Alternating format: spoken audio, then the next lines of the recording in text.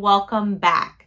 Today we're going to be reading My Name is Gabito, The Life of Gabriel Garcia Marquez by Monica Brown and illustrated by Raul Colon.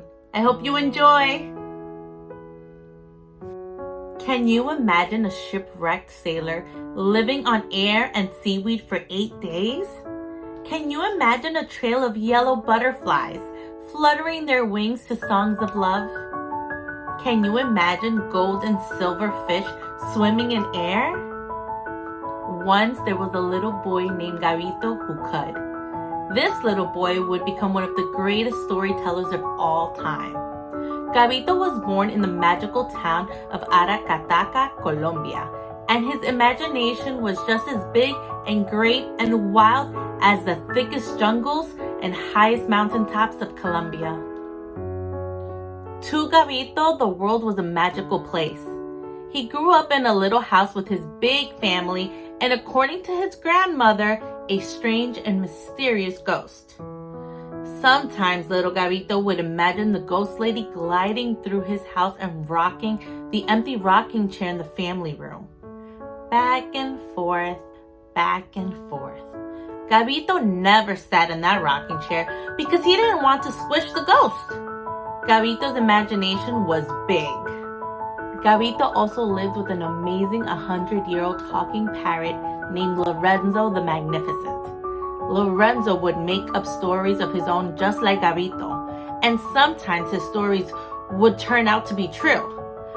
One day, Gabito listened to Lorenzo tell a story about a big angry bull getting loose. Imagine his surprise when a big angry bull ran right through his kitchen. Maybe, thought Gabito, Lorenzo the Magnificent had magical powers. Gabito's imagination was wild.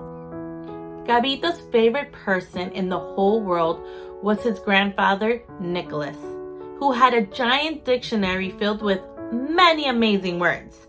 From this dictionary, Gabito learned that magic is not just for witches, that gypsies are wanderers with a taste for adventure, and their words can be big and great and wild too. The more words Gabito learned, the more stories he told.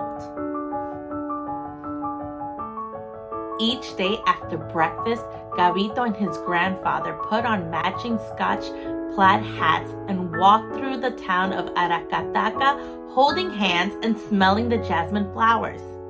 The two of them would walk happily towards the cafe where they met his grandfather's friends for lunch. His grandfather always left him dip his hands into the pitcher of water and lift out the cold and crunchy ice cubes. The more people Gabito met, the more stories he told. Sometimes Gabito and his grandfather walked past a big banana plantation at the edge of town. He saw how hard the people on the banana plantation worked picking fruit.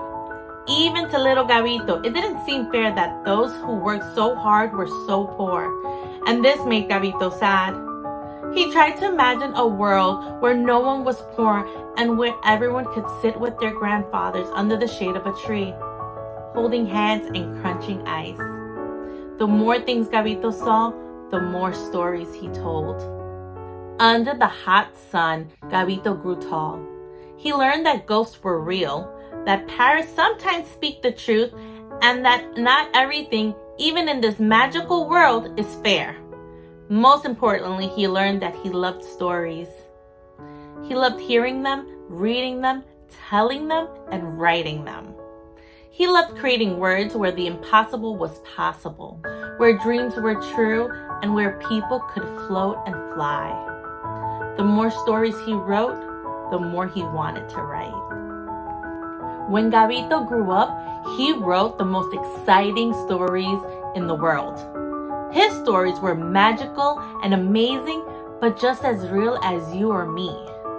Can you imagine what kind of stories Gabito told? Close your eyes and see.